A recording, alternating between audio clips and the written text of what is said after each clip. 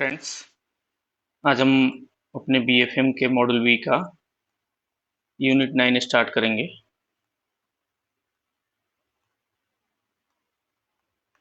BFM में module B जो है हमारा, ठीक है, उसमें यूनिट 9 हम लोगों ने कल यूनिट 8 कंप्लीट किया था। ठीक है, अब unit 9 risk in banking business. Banking business में रिस्क क्या है? सबसे बड़ा चीज बैंकिंग में तो रिस्क ही रिस्क है, हर जगह रिस्क है। इधर आपको ऑपरेशन एरिया में हो या आपको एडवांस एरिया में हो, ठीक है, हर जगह आपके रिस्क है। ठीक है ना? तो इस रिस्क, कौन कौन सी रिस्क आपके बैंक के बिजनेस में है, उसके बारे में ये चैप्टर बताता है। देखिए इसमें क्या है, जैसे पिछली बार हमने देखा था ना, risk identification in banking business, the banking book, trading book और बैलेंस शीट एक्सपोजर। सबसे पहले क्या करते हैं हम लोग, रिस्क को, हमारा वही था ना, रिस्क को आइडेंटिफाई करते हैं।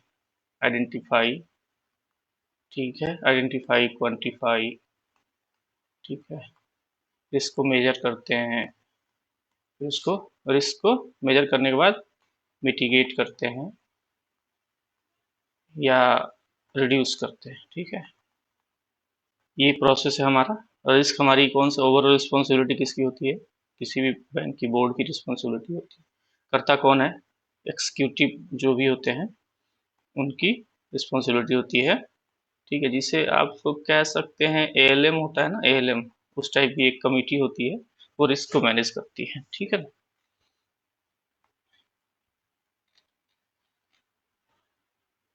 इसका objective, the chapter will helpful to understand concept of banking book और ट्रेडिंग बुक। ठीक है,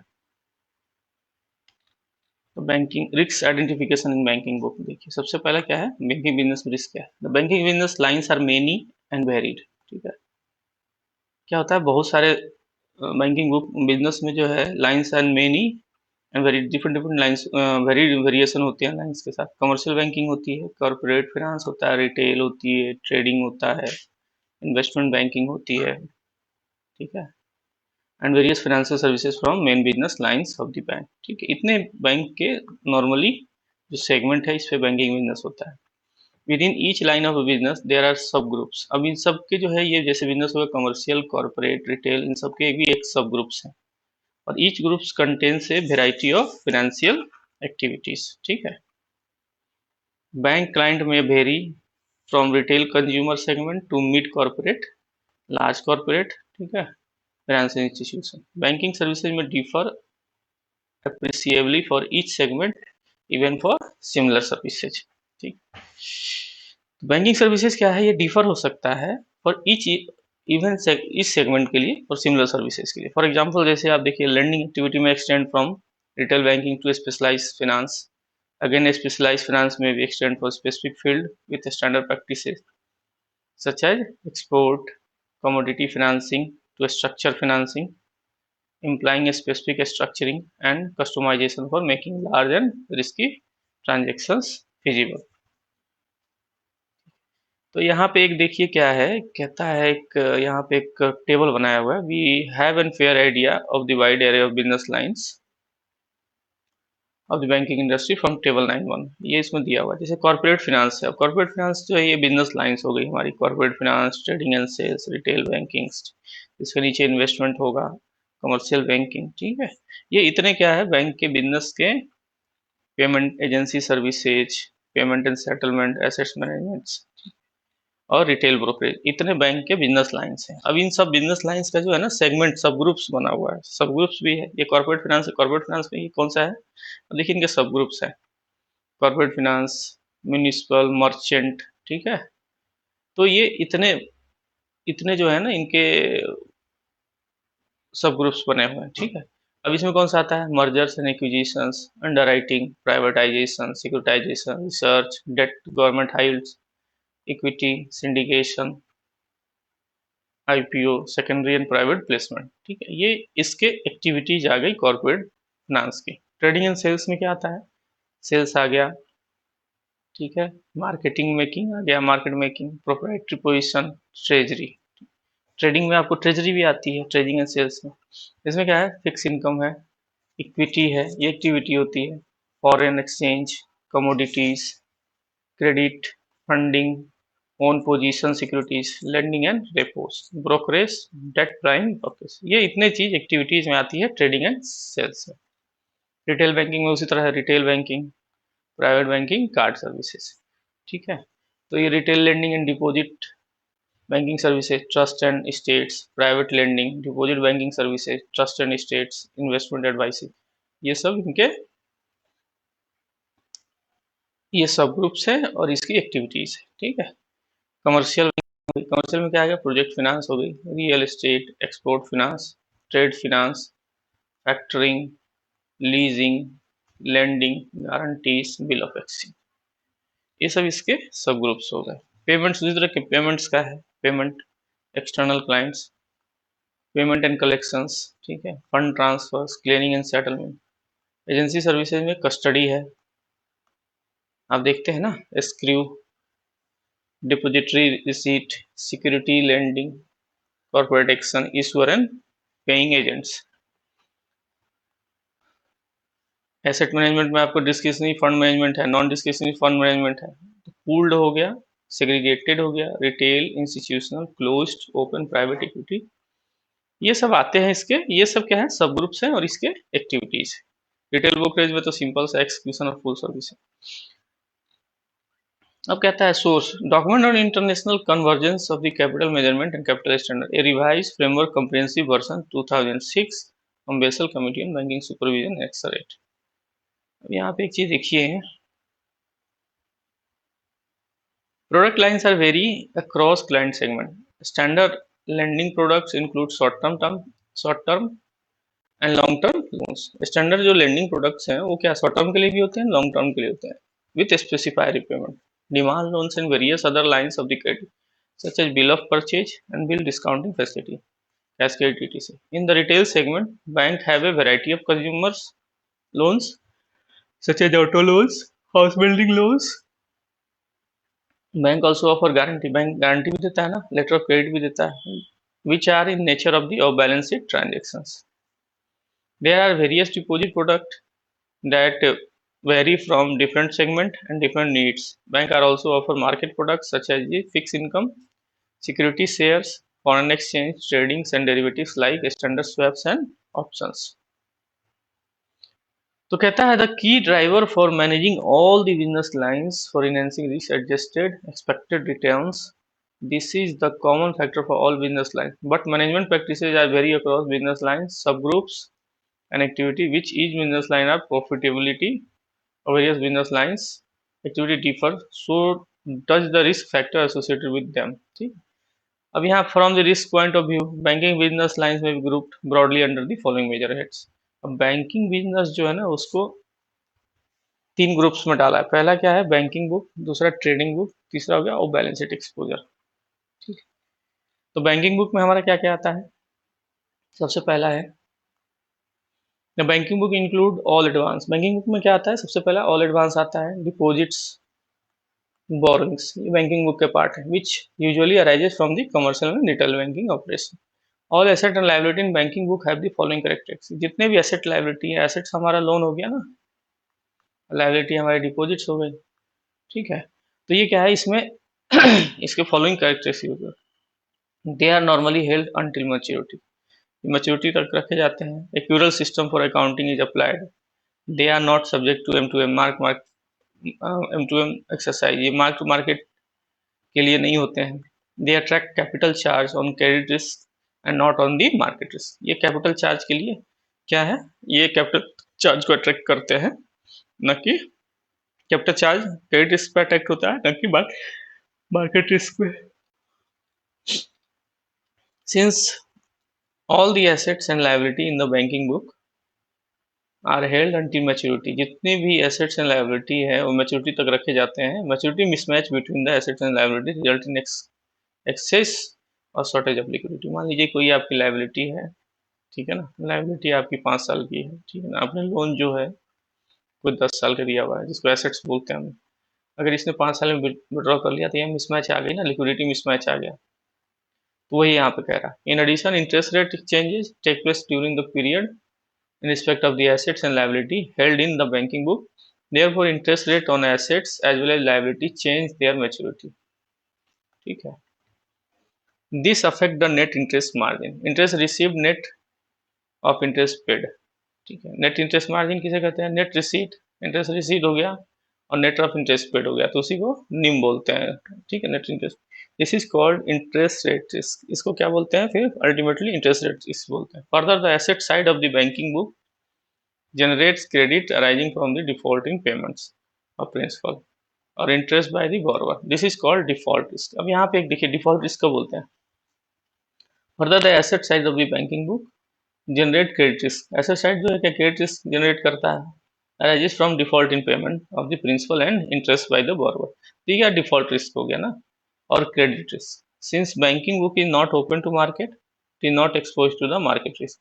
क्या है, बैंकिंग बुक जो है ना, ये मार्केट में एक्सपोज नहीं होता है, तो ये मार्केट, इसमें मार्केट और ये रिस्क नहीं आएगा। In addition to all those risk, exposure under the banking book suffer from what termed operation risk, ठीक है। These arise due to human failure of the omission और commission, deficiency in information system and system failure, inadequacy और non adherence to internal process, external event etc. इस सब के कारण क्या है? ऑपरेशनल रिस्क आता है। The banking book is mainly exposed to liquidity risk, interest rate risk, default risk और credit risk and operational risk। ये सब बैंकिंग बुक के पार्ट है। इसमें कौन कौन सी प्रॉब्लम आती है बैंकिंग बुक में? तो आपका लिक्विडिटी रिस्क हो सकता है,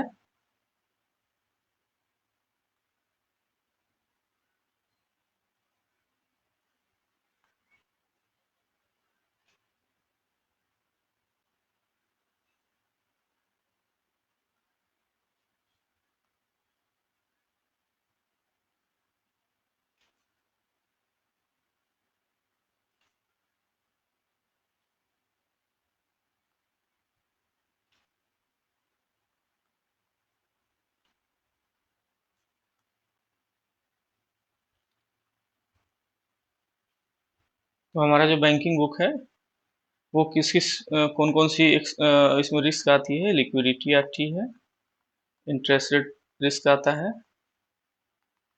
ठीक है, डिफॉल्ट आता है, क्रेडिट आता है एंड ऑपरेशन आता है। इतने हैं समरी। तो यहाँ समरी दे रखा है, all asset liability in the banking book are normally held until maturity and the accrual system of the accounting is applied on them, ठीक है, एक्यूरल सिस्टम अप्लाई होती है ना।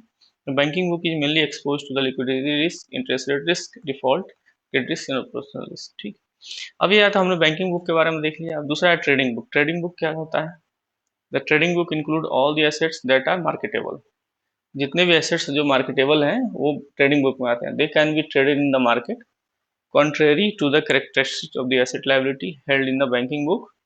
The trading book assets have the following character. उसमें क्या था? Banking book में held किए जाते थे ना, वो जितनी लायबिलिटी थी वो बैंकिंग बुक में रहती थी, लेकिन ये ट्रेडिंग बुक में क्या है, इसकी दूसरी जो करेक्टर है वो दूसरा है। They are normally not held until maturity, ये मैच्योरिटी तक नहीं रखे जाते हैं। Position are liquidated in the market after holding the assets for a certain period. अब मार्केट में कोई चीज लगा हुआ है, प्रॉफिट जैसे आया तो क्या करते हैं, फिर वो सेल कर देते हैं, ठीक है, हटा देते हैं। तो क्या है, मैच्योरिटी तक नहीं रखते। Mark to market system is followed, mark to market system follow किए जाते हैं and the difference between the market price and the banking value is taken to the profit and loss account. अब कहता है the trading book mostly comprises fix income security, ठीक है, equities, foreign exchange holdings, commodities, ये सब क्या है, trading book के part. Held by the bank on its own account, derivative that are held for trading in the market or OTC and for hedging exposure under the trading book would also be form a part of the trading book, ठीक है।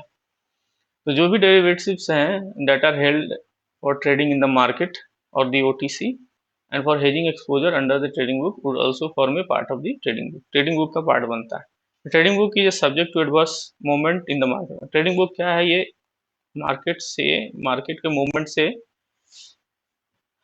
Impact करता है इसका। Until the investment are liquidated, जब भी investment जो आपने market में किया है जब तक लिक्विडेट नहीं हो गया तब तक मार्केट की रिस्क आपके ऊपर चढ़ी हुई है। This is termed market risk. तो इसे क्या बोलते हैं, मार्केट रिस्क। ट्रेडिंग बुक में have market overseas as well as if it is so permitted by the law of lands. This adds to the demand, hence adds the market liquidity. Instrument having lower demand, having lower trading volume.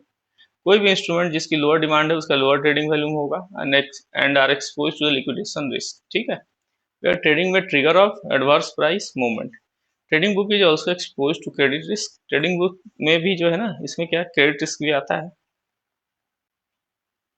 और default risk which arises due to the failure on the part of the counterparty to keep its commitment, ठीक है। Trading book is trading book is also expose to operational risk.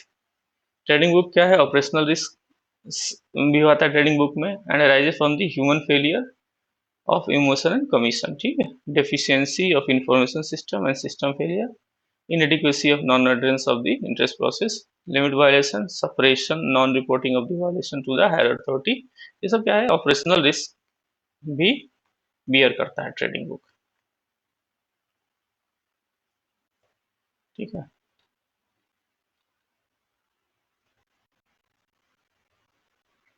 Trading book is mainly exposed to market risk. इसमें mostly जो है market risk से है, including liquidation risk, default risk, credit risk and operational risk. The position in the trading book are normally held for liquidating them in the market after holding the investment for a certain period.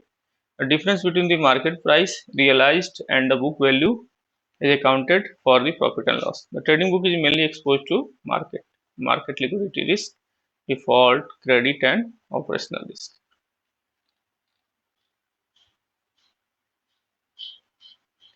अब of balance sheet exposure है। Of balance sheet exposure में क्या क्या आता है, अब देखिए, are contingent in nature, ठीक है।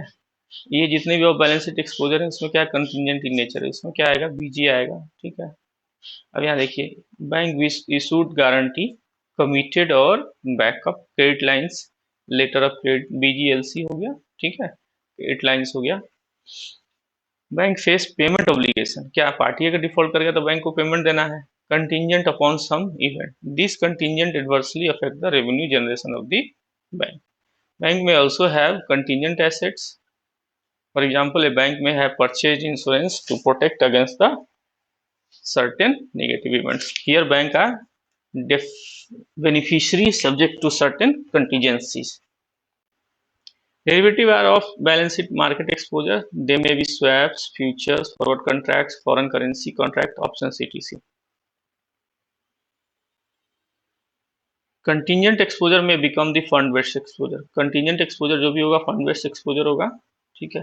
सच एक्सपोजर में become a part of the banking book और ट्रेडिंग बुक। ये ट्रेडिंग, जैसे हम लोग बीजी सैंक्शन करते हैं ना, तो नॉर्मली क्या है, आप तो कैश मार्जिन पर पूरी बीजी सैंक्शन करते हैं, अदरवाइज कई बैंकों में रूल्स होगा कि स्टैंड अलोन बीजी हम नहीं दे सकते हैं, मतलब नॉन फंड बेस्ड लिमिट जो है ना, स्टैंड अलोन सैंक्शन नहीं होगी, तो फंड बेस्ड के साथ ही ये सैंक्शन होती है, ठीक है।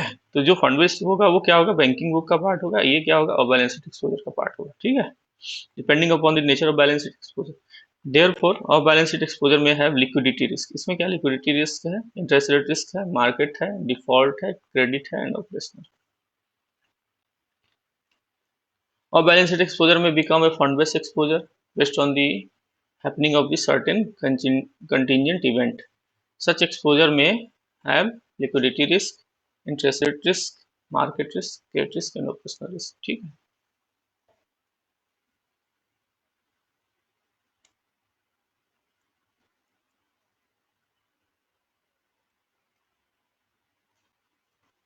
देखिए बैंकिंग रिस्क का डिफिनेशन। अब बैंकिंग रिस्क का डिफिनेशन, बैंकिंग में कितने रिस्क हैं उसके डिफिनेशन, ठीक है। Liquidity, interest rate, market, default और क्रेडिट, ऑपरेशनल रिस्क। लिक्विडिटी किसे कहते हैं, जैसे मान लीजिए, ठीक है, आपके पास लॉन्ग टर्म एसेट्स हैं, ठीक है ना, आपने कोई लोन जो है, एसेट्स आपने जो है ना 10 ईयर्स का दिया, आपकी लाइबिलिटी 5 ईयर्स की, ठीक है। लाइबिलिटी मीन्स डिपॉजिट, सिंपल सा है। अगर ये कस्टमर जो है लाइबिलिटी जिसकी है हमारे ऊपर, इसने एक्सटेंड करके इसको 10 ईयर्स कर दिया, ठीक है, तो 10 ईयर्स अगर कर दिया तो आपका यहाँ पे मिसमैच नहीं हुआ, लिक्विडिटी का क्रंच नहीं हुआ, तो आपकी एसेट से ये लाइबिलिटी आपकी मैच रहेगी, ठीक है ना। तो यहाँ तो ठीक है, अगर ये यहाँ विड्रॉ करके चला गया आफ्टर 5 ईयर्स, जो है ना, इसने विड्रॉ कर दी, तो क्या हो गया, आपका लिक्विडिटी आ गया ना, क्योंकि यहाँ फिर कहीं और से मार्केट से आपको जो है, हाँ, पैसे लेने पड़ेंगे, या नया डिपॉजिट कोई आएगा, तब जाके आपकी जो ये एसेट्स है उसकी नलिफाई हो पाएगी। तो इसलिए कहते हैं ना liquidity is the bank arises mainly from funding of long term assets, हमने लंबे समय का कर दिया, and short term liabilities, thereby making the liability subject to rollover और रिफाइनेंसिंग रिस्क। अगर कोई 5 साल हो गए, 5 साल के बाद उसने रिन्यूअल भी नहीं कराई या रोल ओवर भी नहीं कराया, विड्रॉ करके चला गया, तो वहां पर क्या हो गया, लिक्विडिटी रिस्क आ गया, रिफाइनेंसिंग रिस्क भी आ गया। Liquidity risk is defined as the inability to obtain fund to meet cash flow obligation at a reasonable rate. ठीक है, for bank, funding liquidity requirement is crucial, and therefore liquidity shortfall has to be met at a times at the cost which are more than planned or normal cost. At the extreme, bank may even fail to fund the liquidity gap, resulting in default or serious consequence. The liquidity risk in the bank may following types. अब liquidity risk का भी जो है कुछ सब types है, जैसे funding risk. Funding risk कब आया? This arises need to replace net outflow due to unanticipated withdrawal, non-renewal of deposits. अगली प्रीमेच्योर क्लोजर, तब वहां पे फंडिंग रिस्क आएगा। टाइम रिस्क क्या आएगा? The rises from the need of compensate of non receipt of expected inflows of the fund. इसमें तो ठीक है कि आपकी जो है 5 इयर्स के बाद आपने क्या किया, ये रिन्यूअल नहीं कराया, ठीक है, या प्रीमेच्योर क्लोजर करा दिया, पीसी करा दिया, या समय से पहले आपने 1 साल के बाद विड्रॉ करा दिया, तो यहाँ पे आपका फंडिंग रिस्क आ जाता है। ठीक है, अब यहाँ पर टाइम रिस्क क्या है? Non receipt of expected inflow of the fund, performing assets turning into non performing assets. ठीक है, दैट इज जैसे हम कोई स्टैंडर्ड अकाउंट आपका है, वो स्टैंडर्ड जाके एनपीए में हो गया, तो एनपीए में हो गया, तो उससे क्या हुआ, आपका इनफ्लो नहीं आया, तो आपकी इनफ्लो नहीं आई तो आपका रिसीट कम हो गया ना, तो वहां पे क्या है, टाइम रिस्क आ गया। और borrowers not repaying their installment on due dates, तो टाइम रिस्क हो गया। कॉल रिस्क क्या है? कॉल रिस्क हमेशा कंटिजेंट में आता है। This arises due to the crystallization of contingent liability. Since customers are not meeting their commitment on due date, this may arise when bank not able to undertake profitable business opportunity. मान लीजिए बीजी का date था, बीजी क्या हुई, समय से पहले invoke हो गई, बीजी इन्वोक हो गई, पार्टी क्या है, उस फंड उसको जो है उसका जो कमिटमेंट था कि ठीक है अगर प्रॉब्लम होगी तो हम जो पैसा बैंक को पे कर देंगे, वो नहीं कर पाया, तो यहाँ पे क्या आ गया, कॉल रिस्क आ गया, बैंक को पैसा देना पड़ेगा। दूसरा आता है इंटरेस्ट रेट रिस्क। ठीक है, इंटरेस्ट रेट रिस्क किसे कहते हैं? Is the exposure of the bank revenue to adverse movement in interest rate. ठीक है, इंटरेस्ट रेट जब भी चेंज होगा, मान लीजिए, ठीक है, अब जैसे देता है interest rate risk refer to potential adverse impact on NII और एनआईएम, ठीक है, और market value of equity caused by changes in market interest. Market rate में चेंज अगर आया और उसके कारण जो है हमारी एनआईआई पे, एननिम पे या मार्केट वैल्यू ऑफ इक्विटी पे चेंजेस आते हैं, तो उसे हम इंटरेस्ट रेट रिस्क कहते हैं। It may be defined as the risk for changes of financial value of assets or liabilities, inflow or outflow, because of the fluctuation of interest rate. अब मान लीजिए जैसे आप देखते हैं ना, आजकल आपकी एसेट्स है, खूब लोग डायरेक्ट बैंक में बीटी बहुत कराते हैं। आपने अभी 7% दे रखा है, किसी ने अगर 6.85 दे दिया तो यहाँ से निकल लिए, 6.5 दे दिया तो फिर यहाँ से भी यहाँ चले गए। तो ये सब क्या होती है, फ्लक्चुएशन जो होती है वो इंटरेस्ट रेट रिस्क का पार्ट है। For example, the risk that future investment may have made lower rates, future borrowing at higher rates. इस टाइप के भी होते हैं, ये भी हो गया, ये भी हो गया। ठीक है, गैप और मिसमैच रिस्क, इसके सब ग्रुप्स हैं। ए गैप और mismatch risk rises from the assets and liability and off balance sheet item with a different principal amount, maturity dates or repricing dates, thereby creating exposure to unexpected changes in the level of market interest rate. तो gap risk किसे कहते हैं?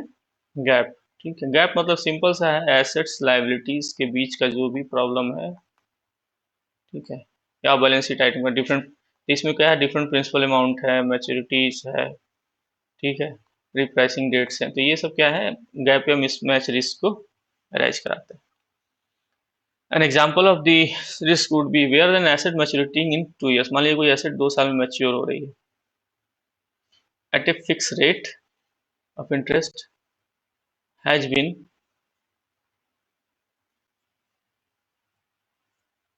fixed rate of interest has been funded by liquidity maturing in 6 month। ठीक है, अब ये 2 साल की आपकी एसेट्स है और किसी की लाइबिलिटी जो है 6 मंथ मैच्योर हो रही है, और liability maturing over period but getting reprice periodically.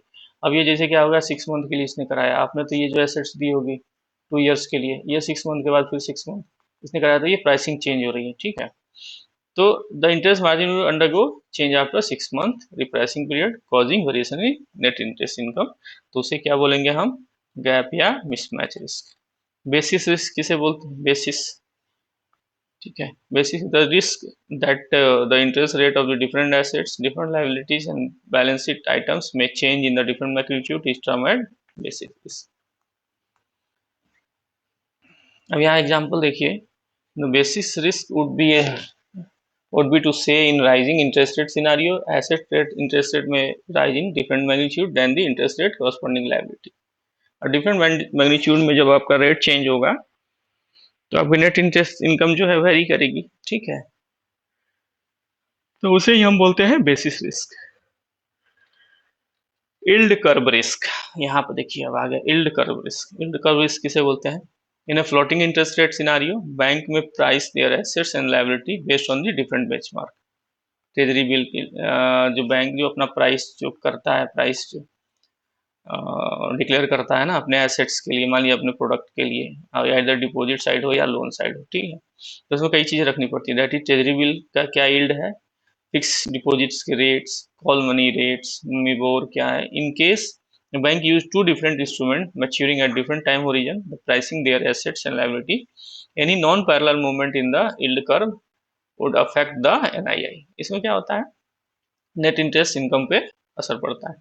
The movement in the yield curve are rather frequent, thus banks should evaluate the movement of yield curve and the impact of that portfolio values and the income। अब यहाँ पे देखिए एक बताता हूँ yield curve का उदाहरण यहाँ दिया हुआ है, देखिए। An example would be when the liability raised at the rate linked to say 91-day T-bill used to fund the interest assets linked to 365-day T-bill, ठीक है। इन राइजिंग इंटरेस्ट रेट सिनारियो अगर इंटरेस्ट रेट ज्यादा बढ़ा, both 91 day 364 day T bills may increase but not equally due to the unparalleled movement of yield curve creating a variation in net interest। तो इसे yield curve risk बोलते हैं। Embedded option क्या होता है, prepayment of loan हो गया तो इसे एम्बेडेड ऑप्शन बोलते हैं, ठीक है। Significant changes in market interest rate create a source of risk in the fund bank profitability by increasing repayment of cash credit, demand loans, term loans, exercise of the calls, put options and bonds, debentures, and or premature withdrawal of the term deposit before their stated maturity। The embedded option risk is a becoming reality in India as it experience the volatile situation। ये क्या embedded option में volatile situation हमारे यहाँ India में बहुत है, इसके कारण ये embedded option risk आती है। Faster and higher magnitude of change in interest rate, the greater will be embedded option risk to the bank NII, ठीक है। The result is reduction in projection cash flow and income of the bank. मान लीजिए कोई prepayment सही समय से पहले कर गया तो फिर तो हमारा हो गया, हमारा इनकम जो पहले हमने सोच के रखी थी वो तो हमारा डाइल्यूट हो गया ना। तो उसे ही एम्बेडेड ऑप्शन रिस्क होता है। री इन्वेस्टमेंट, अब पैसा आपने समय से पहले ले लिया या समय से पहले आपके पास पैसा आ गया, ठीक है। तो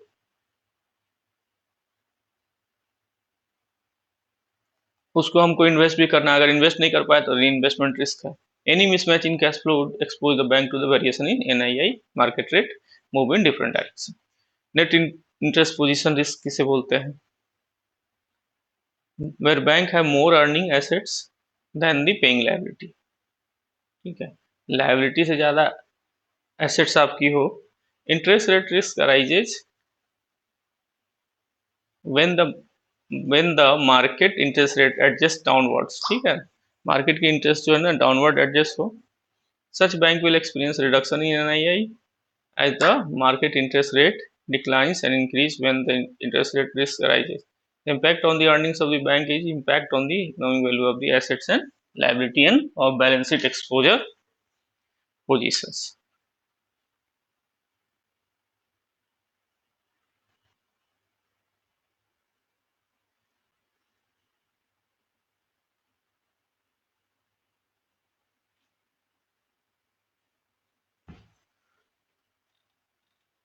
मार्केट रिस्क किसे कहते हैं, market risk is the risk adverse deviation of the mark to market value of the trading position. Due to the market movement during the period of holding.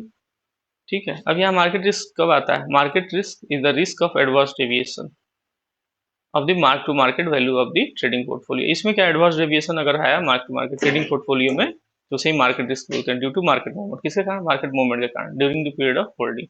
अगर आपने, ठीक है ना, कोई चीज वहाँ मार्केट में इन्वेस्ट करी हुई है, तो 2 साल तो बहुत हो गया, इसमें ओवरनाइट करते हैं वो, कुछ दिनों के लिए करते हैं, मान लीजिए, ठीक है, इसमें 2 दिन के लिए किया इन्होंने, 2 डेज के अंदर में जो है ना वेरिएशन बहुत आ गया। आप शेयर देखते ही है ना, शेयर कितनी चेंजेज होती है, तो फिर वो जो है मार्केट रिस्क के हिसाब से मूवमेंट कर रही है, तो उसमें जो भी चेंजेज आता है, एडवर्स डेविएशन आता है, उसे ही हम मार्केट रिस्क बोलते हैं।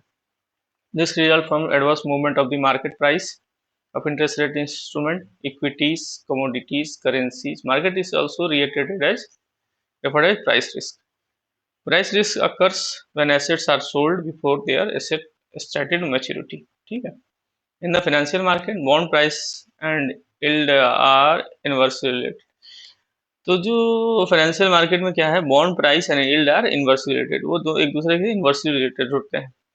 The price risk is closely associated with trading book which is created for making profit out of the short term movement in the interest rate. The term market risk किस पे apply होता है? That the part of IRR which affect the price of interest rate instrument, pricing risk for all assets portfolio including commodities like gold and that is held in the trading book of the bank. Bank in India not permitted to take position in commodity. तीसरा foreign currency risk. पहला क्या होता है? Market, the term market risk पे apply होता है that part of the IRR which affect the price of interest rate instrument। ठीक, दूसरा pricing risk for all other assets portfolio including commodities। ठीक है, तीसरा foreign currency risk। उसके बाद आता है फॉरेस्ट रिस्क। फॉरेस्ट रिस्क जो है ना, फॉरेस्ट रिस्क उसी से एकदम क्लियर है। Term and exchange risk is the risk that bank में सफर losses as the result of adverse exchange rate movement during the period। ठीक है, in which it has open position, either spot or forward, or a combination of two in the individual foreign currency। ठीक, market liquidity risk। Market liquidity risk arises when the bank is unable to conclude a large transaction in a particular instrument near the current market prices। Default और credit risk। Default और credit risk किसे बोलते हैं? Credit risk is most simply defined as the potential of bank borrower or the counterparty failed to obligation. कोई भी counter party है, अगर अपना ऑब्लिगेशन जो है ना, काउंटर पार्टी के फेलियर के कारण जो भी है, काउंटर पार्टी फेलियर के कारण जो भी उसमें रिस्क अराइज होता है, तो उसे ही हम डिफॉल्ट और क्रेडिट रिस्क बोलते हैं। काउंटर पार्टी रिस्क वही है, this is the variant of credit risk and related non performance of the trading partner due to the counter parties refusal और इनेबिलिटी टू परफॉर्म। अब काउंटर पार्टी है, समय पर जो है ना अपना जो भी उसकी ऑब्लिगेशन है उसको पूरा करने के लिए सक्षम नहीं हो पाया, तो उसे ही काउंटर पार्टी रिस्क बोलते हैं। कंट्री रिस्क, किसी भी कंट्री से रिलेटेड अगर कोई ऑब्लिगेशन है या रिस्क अराइज होता है, तो उसे कंट्री रिस्क बोलते हैं। Type of credit risk where non performance by the borrower और counter party arises due to the constraint of restriction impose by country. मान लीजिए, ठीक है, बोरोवर वहां पर तैयार है कि हम अपनी लाइबिलिटी को ये करेंगे, फुलफिल करेंगे, बट वहाँ क्या है, गवर्नमेंट ने जब रोक लगा दी, ठीक है, नहीं उसके साथ ये काम नहीं करना, तो फिर क्या वहाँ पे कंट्री रिस्क आ जाता है। ऑपरेशनल रिस्क तो यही है, आप जानते ही हैं। Operational risk is the risk of loss resulting from inadequate और failed internal process people and systems और एक्सटर्नल इवेंट्स। इसके कारण जो भी रिस्क आएगा वो ऑपरेशनल रिस्क बोलते हैं। Strategic risk and reputation risk through though in the nature of the operational risk and are not covered under definition of operational risk by the BCBS. अब यहाँ देखिए, ऑपरेशनल रिस्क में loosely be comprehended as any risk which is not categorized at market or credit risk.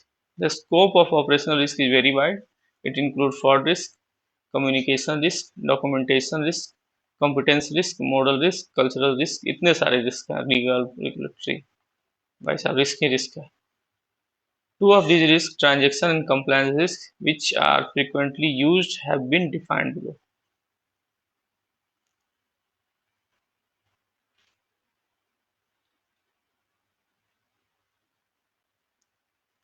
Transaction risk is the risk arises from fraud, both internal and external, failed business process and inability to maintain business continuity management information। तो इससे क्या आता है, transaction risk आता है। Compliance risk, compliance अगर नहीं किया आपने किसी चीज का रेगुलेटरी तो कंप्लायंस रिस्क आ गया। ठीक है, शॉर्ट में बता दिया फ्रेंड्स। स्ट्रेटेजिक रिस्क क्या है? Strategic risk is the risk arises from adverse business decision. कोई भी आपने डिसीजन लिया वो एडवर्स हो गया, इम्प्रॉपर इम्प्लीमेंटेशन ऑफ डिसीजन और lack of responsiveness of the interest change, तो उसे स्ट्रेटेजिक रिस्क बोलते हैं। रेपुटेशन रिस्क हो गया, आपके किसी के लिए निगेटिव पब्लिक ओपिनियन, मार्केट में निगेटिव ओपिनियन चला गया कि ये बैंक जो है ना सरकारी बैंक काम ही नहीं करते, प्राइवेट बैंक बहुत काम करते हैं, तो ये क्या हो गया, रेपुटेशन लॉस हो रहा है ना, इसे रेपुटेशन रिस्क बोलते हैं। दिस रिस्क में भी expose institutional litigation, financial loss और decline in customer base. Risk faced by the banking and financial services में be summarised as shown in. अब यहाँ देखिए, इसको थोड़ा सा इसको रीड करिएगा आप लोग फ्रेंड्स। यहाँ पे एक टेबल दिया हुआ है, बहुत बढ़िया टेबल है। ये रिस्क आप जो है ना, कौन कौन से रिस्क है, लिक्विडिटी है, उसके नीचे फंडिंग है, फंडिंग में टाइम है, टाइम में कॉल है, ये इतने रिस्क किसके हो गए, लिक्विडिटी। फिर इंटरेस्ट रेट रिस्क में ये आता है, yield curve risk, embedded, liquidity, cap, basis, reinvestment. Market risk आ गया, ये हो गया liquidity, interest rate, market risk, credit risk, operational risk, other risk. ठीक है, मार्केट में आ गया फॉरेक्स का, प्राइस का, लिक्विडेशन का। क्रेडिट में कौन कौन सा आता है, क्रेडिट में काउंटर पार्टी रिस्क है, काउंटर रिस्क है। ठीक है, अब यहाँ देखिए ऑपरेशनल रिस्क में सबसे ज्यादा आता है फ्रॉड रिस्क, कम्युनिकेशन रिस्क। ठीक है, transaction, documentation, competence risk, model risk, cultural risk, external event risk, regulatory risk, legal risk. ठीक है, इतने सारे रिस्क हैं, इसको थोड़ा सा आप देख लीजिएगा फ्रेंड्स। ठीक है, सम अप है, सम अप में आप देख लीजिए फ्रेंड्स, ये कुछ आप देख लीजिएगा, कुछ कीवर्ड्स तो दिए हुए, बाकी इसका करेक्ट आंसर है ये आप खुद से देख लीजिएगा फ्रेंड्स। ठीक है, इसके साथ हमारा ये टॉपिक जो है यहाँ कंप्लीट होता है। ओके फ्रेंड्स, अगर आपको हमारा चैनल अच्छा लग रहा है तो इसे लाइक जरूर करिए, शेयर करिए, सब्सक्राइब करिए, बेल आइकन जरूर दबाइए ताकि आपको नोटिफिकेशन मिले। आप चाहें तो अपने फ्रेंड्स को भी शेयर कर सकते हैं। ठीक है, तब तक के लिए धन्यवाद। ठीक, ओके।